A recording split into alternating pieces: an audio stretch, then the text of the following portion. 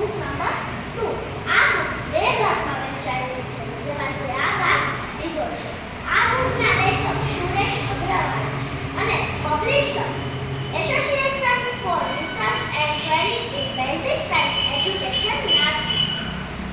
આ બુકમાં ઘણી બધી એક્ટિવિટીઝ છે, જે આ બુક 17 વિભાગમાં વહેંચાયેલી છે.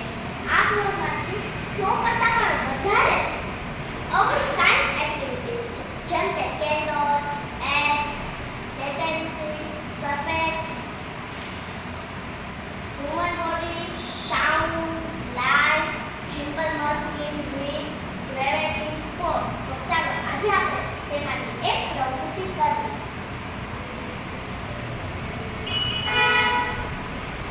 આ પ્રવૃત્તિનું નામ છે Why does water rise? પાણી પર કેમ ચડે છે?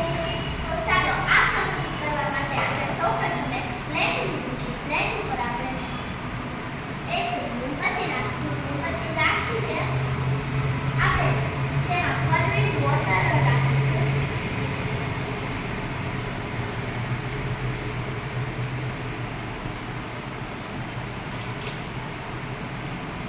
ત્યારબાદ હવે આપણે આ મીણબત્તીને સળગાવીશું.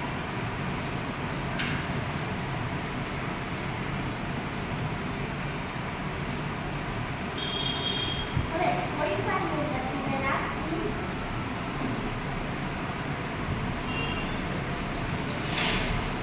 અને ત્યારબાદ આપણે કાચનો ગ્લાસ તેની પર ઊંધો મૂકીશું.